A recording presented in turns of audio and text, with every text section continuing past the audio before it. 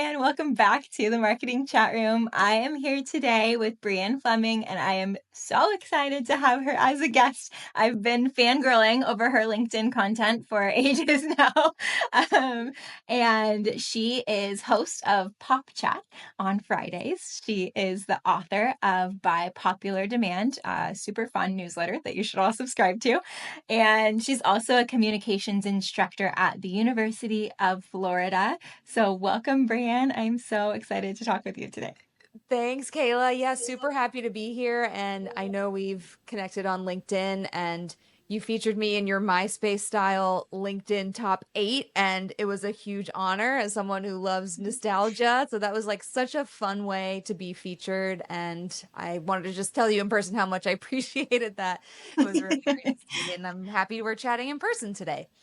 Oh my gosh, me too. And thank you. That was just kind of a wild idea. And then when the people that I tagged, like you, actually responded, I was like, ah, it's so It exciting. was so fun. I think LinkedIn should just implement a top 8 and bring it back full circle. I think so too. And so this is why I love Brianne's content. She's all about pop culture and weaving it into marketing strategically, which is so cool and so fun. I remember the initial content that I was excited to see from you whenever I started following you was Taylor Swift, because I'm a big fan. And I was like, oh my gosh, she's talking about Taylor Swift and marketing. This is perfect. It really is the gateway to like all friendships and a great way to break the ice and really get to know people is to find that common ground and thing that you fangirl over together. So I'm glad Taylor Swift helped make this happen. As she does. Yes, Yeah. superpowers. Totally. So today we're going to be chatting a little bit about, of course, pop culture and marketing, because that's what you talk about. And then our theme for the episode is actually going to be audiences versus communities and how we can turn followers into fans. So excited to hear your take on that. And let's just jump in. How would you define the difference between an audience and a community? Yeah, I think the biggest difference is that a community, they'll engage even when you're not in the room. Whereas if you have an audience, you're kind of just always pushing messages out at them, and they may engage here and there, they may not. But a community is when you fostered something so special and so engaging that even if you're not posting or leading a conversation, people have met through you, they're talking to each other after you've left the room and are keeping that conversation going after your podcast ends or after your live stream ends or after you haven't posted that day. Um, they form relationships on their own, and you are the common link and a thing that they all love and bond over, but you kind of led the way and gave them that ability to connect beyond that initial way of meeting and in that from that brand. So yeah. Yeah, that totally makes sense. It's almost just like I imagine a web, like you're networking, you're growing a network, and it kind of fans out from there. Yes, I really love that analogy. And I think another big difference maker is that communities have a place to gather. So, we see a lot of brands, they have social platforms. And like I said, they're putting messages out there, but people aren't really meeting anywhere collectively at one time.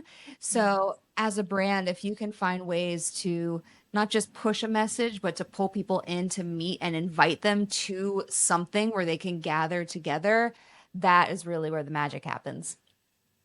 Yeah, absolutely. And then, I mean, either as a personal brand or an actual brand, I feel like then you can get people advocating for you, right? With, like you said, while you're not there, like you're not leading the conversation necessarily, but other people are talking about your brand or your product or whatever it may be.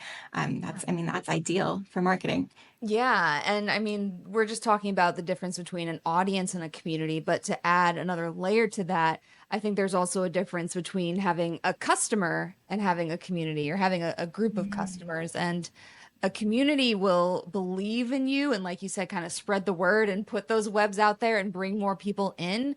And a customer might just buy from you and kind of have that transaction that lasts, a short period of time and doesn't really come back and spread the word about you. And that's what's so powerful about a community is they believe in you so much they want to tell everyone about it and bring in other followers and fans too. Yeah, that's a really good differentiation. And just thinking about myself as a consumer, and there, I mean, we all purchase things from so many different brands that we use on a daily basis, but there are certain ones that I'm like, I buy it because I need it, not because like I care. And then there are other things that I buy and I just want everyone to know that like I use this brand, I use this product, I love this product, I believe in what they're doing. Yes. So yeah, that's a good distinction. Yeah, and you if they have a loyalty program, that's even better. Because Yeah.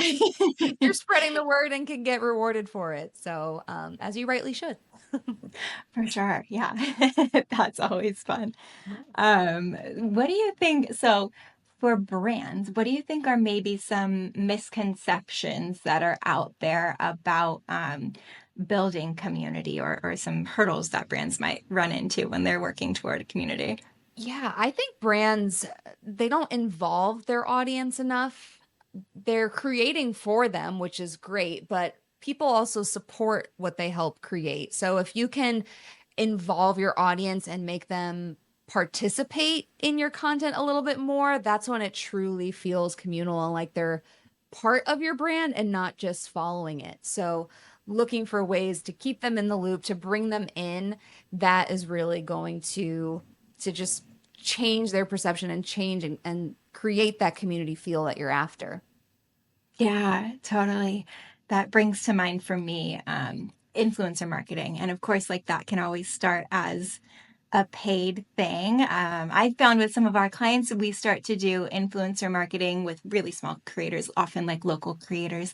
But then some of them end up turning into brand ambassadors because they really enjoyed like the product or the experience. And then they start telling it to their other friends who are also like micro influencers, and it kind of grows from there. Yeah, that's the most genuine thing. I mean, if yes, you're paying them to promote your brand and to speak about it, but when they become part of your community, like I said, they believe in it and they just become natural ambassadors on their own. And they would do it without a paycheck at that point, because they love it so much. So it's really amazing to see how much love and admiration for a brand that you can foster when you are community focused and community first.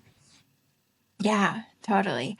And I know a lot of brands and even like personal brands like myself, we can get really caught up in the metrics of like building an audience. Like, okay, I have X number of subscribers on YouTube or followers on LinkedIn or whatever your platform of choice might be. How can we kind of take that goal and shift it toward more of a community oriented goal than just like a number of subscribers goal? What's the difference Yeah. there? I love this question. I was just thinking about it yesterday because I sent an issue of my newsletter. And one thing they don't really tell you about having a newsletter is that the more you do it, every time you send an email is also an opportunity for people to unsubscribe because you show up in their inbox. And it's part of the game, people are going to unsubscribe here and there. So, but every time you do it, you remind them, like, oh, yeah, I've been getting this email. I want to unsubscribe. So, I sent one yesterday and I got a couple unsubscribes. I tend not to look at it anymore. I'm like, this is just part of the game. I don't even want to know. But I'm sure I got quite a few unsubscribes. Um, but I had one person that replied to the email and just well, a couple people, but one email in particular where he was just so thankful for the message and he just told me how much it resonated with him and he kind of opened up a bit about why it resonated with him so much and basically said, "Thank you. Thank you for this. Keep doing what you're doing. I associate you with so much positivity and like all these really kind things."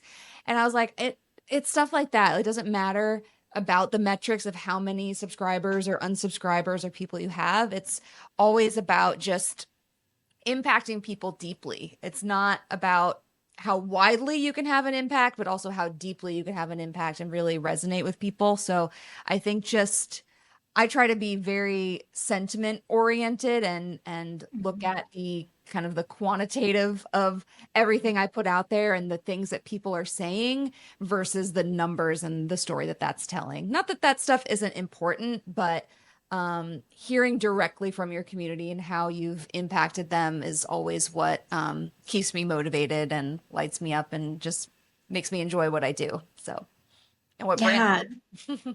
for sure. That's such a good point because I think it's easy to get caught up in the numbers of like, I only have 100 subscribers, but it's like, really, that's 100 people. Like, do you, you don't Yeah. have 100 people like following you around every day in life being like, yay, we love what you're doing. Yeah, yeah. I mean, you're right. Every subscriber, there's a person behind it reading your words, reading your message, and there's also so many people that you affect and they don't tell you.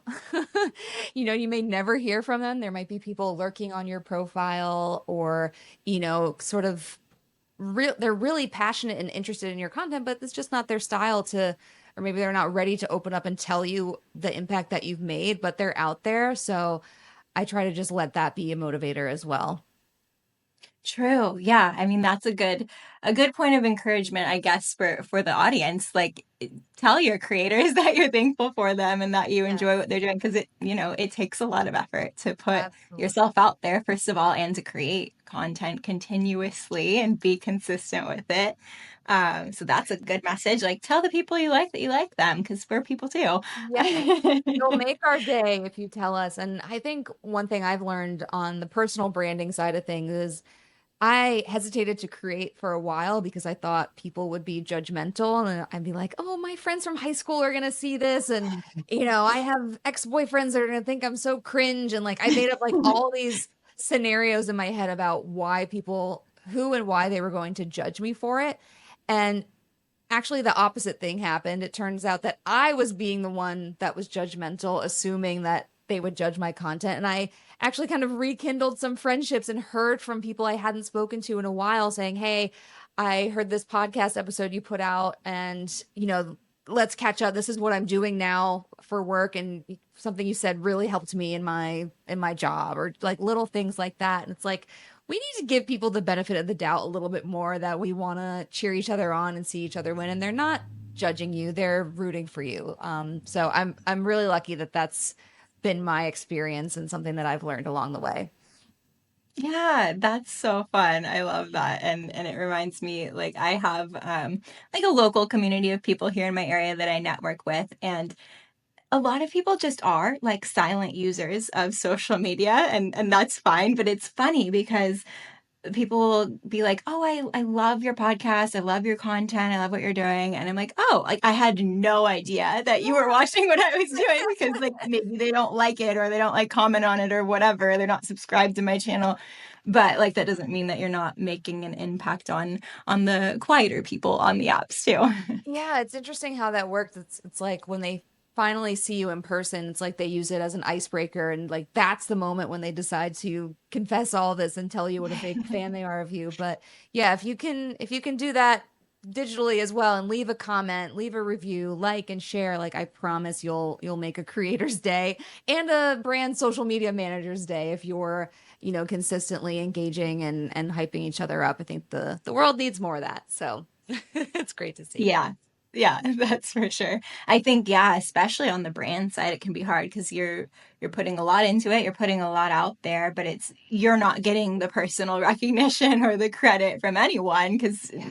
often people don't even know who you are or that you exist. Yeah, and I think that metrics conversation applies to brands as well. I mean, I know I mentioned my personal newsletter, but if you're doing social media for a brand, you might not have the biggest following, but the same thing can happen where you have two or three people leave the most powerful comment about how your brand has helped them or just something very meaningful. So the more you can focus on sentiment to help bolster the metrics, but also just really illustrate the effect that you're having on people. I think it's important to remember that piece of it too. Yeah, yeah, for sure. And then to give brands or creators some inspiration, do you have a good example of someone in pop culture who is really good at building community that we can look to for inspiration? Yes. I think I'm a big boy band fangirl, and I love the 90s, early 2000s. I'm in my Saved by the Bell t-shirt today. Me too. Love Um, that. but It was really fascinating this past week to watch the Jonas Brothers put on their Jonas Con event. I don't know if you've seen that, but they're celebrating their 20-year anniversary and they had the most just like fully integrated celebration. And it was like more so celebrating the fans. One thing I noticed was that there was this fan who tweeted out saying like, I'm going to Jonas Con this week, let's all get to know each other. And she put like her stats, where she lives, where she's located, what her favorite Jonas Brothers album is, and like a couple fun facts, hoping to meet other fans going to Jonas Con.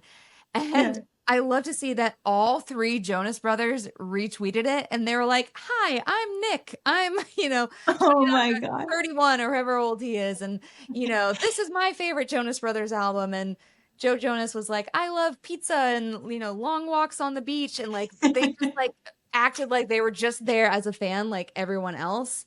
And there Right. was just so much they put on. They did a pop-up pizza shop kind of outside the concert and everything, and it was called Jonas Pizza, and they were selling merch there, and there were lines out the door, and they came and they appeared there and had a DJ and a whole setup, and they make their fans feel seen and heard, but they also engage back.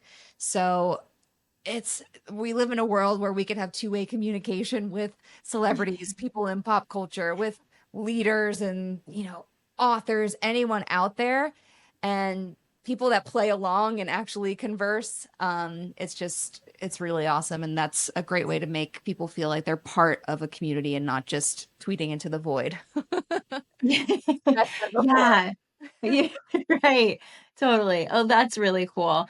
I missed that somehow. I'm gonna have to do a deep dive on this afterward because I love the Jonas Brothers. Um, but yeah, I think that's great inspiration for any kind of brand, really, large or small, because if you can find a way to tie in like what you're doing in real life with some kind of memorable brand experience, like that pizza pop-up sounds really fun. And like, I'm sure everyone wanted to be there for that, but it's also like exclusive enough that everyone can't be there for that and Mhm. that kind of thing. And the fact that they retweeted and replied, that's awesome. And it makes the fans feel really like seen and special. Yeah, they're just really great at it and they make it seem effortless and like they genuinely want to do it, and it's not like their agents or their publicists telling them, "No, you have to do this." Like another example, they there was a Soul Cycle class that was themed. It was like Jonas Brothers versus One Direction, and Joe Jonas was in the area and he heard about it and he just showed up to the class. And recently there was a trivia night about Camp Rock, which I'm not a diehard Jonas Brothers fan, but I guess it's a movie that all of them are in. And there was a trivia night, and they all surprised them and appeared at this random trivia night. I think it was in Canada. I don't want to misspeak, but they have fun with it too. Showing up to these places and surprising their fans that they've created and have been with them for 20 years. So That's so cool. Yeah, yeah, I gotta love love that it. so much. Ah, Camp Rock. That was, yeah, a long time ago. Never seen it, but yeah, you should have gone to the trivia night. It's worth a watch. Yeah. Yeah. You'll find there's lots of memes that like come from that movie. Oh, okay. Noted. Um, I'll have to catch up on it. little funny bits. Yeah. Okay. So in this space of we're building community, right? Not just audiences. What's your take on consistency versus creativity? Oh man. I mean, one eye-opening thing I've learned about community is once you've built it, if you have a period where you can't be consistent for whatever reason, they will show up for you when you're ready.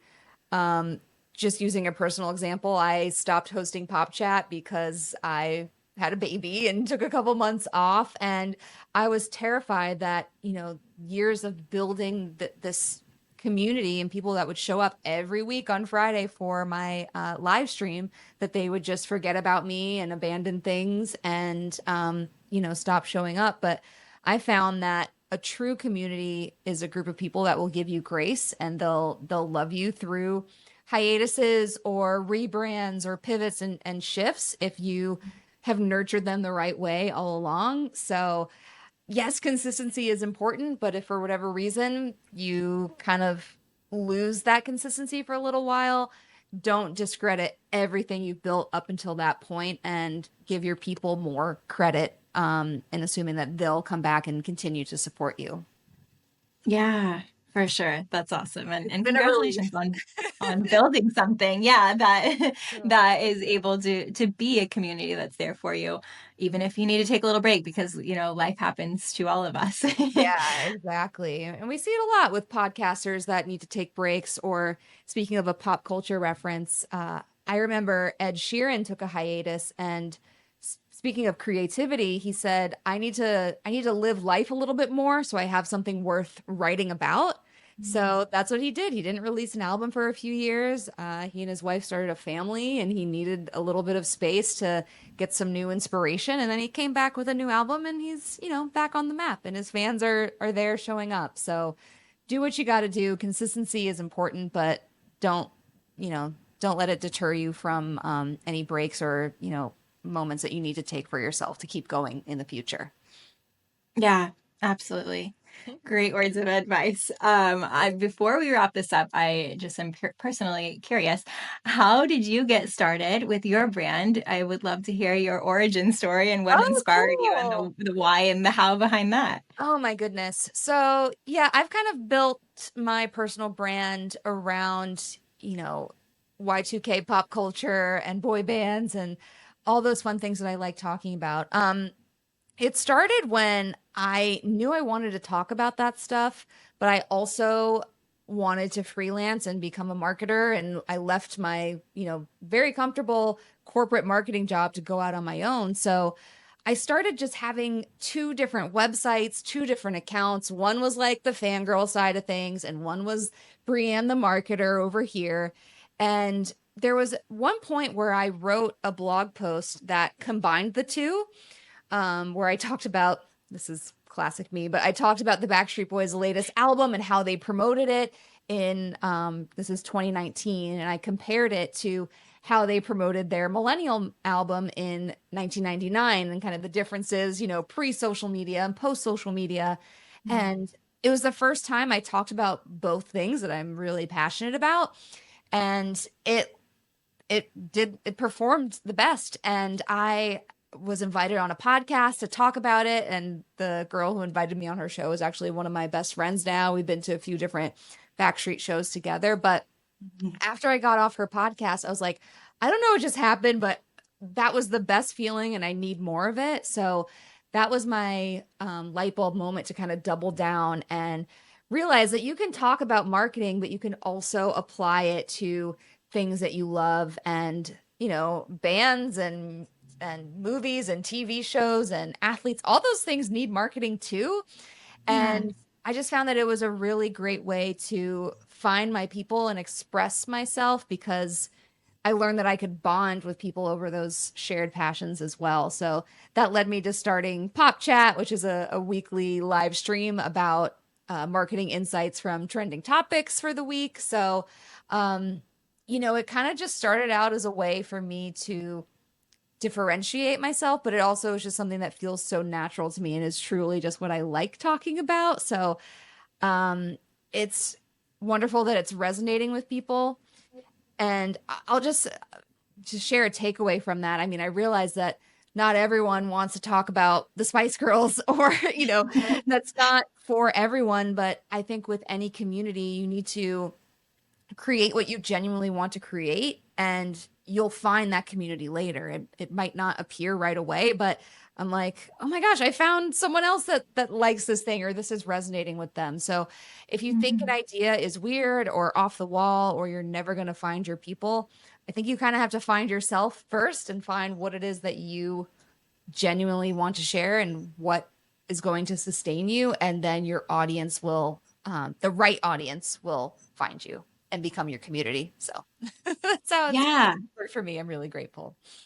For sure. Yeah. And that really tied our whole conversation together too, Yeah, look honestly, at that. because that's just, it's so cool that it can, you can think of just something you're passionate about might seem really niche to you at the time, but then once you start building an audience, you'll find that there are other people out there that enjoy the same thing, like enjoy what you're talking about. Yes. And then if you're able to turn that into a community, that's just incredibly powerful. Yeah, exactly. I mean, I've kind of joked about this, but I think community building is just showing people how weird you are and then finding other weirdos and being weird together, like whatever that thing is.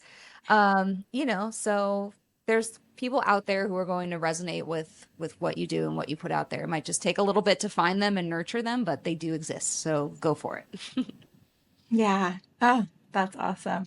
Well, I think that was an amazing word of advice to close with. But is there Thank anything else you you. want to say before we wrap here?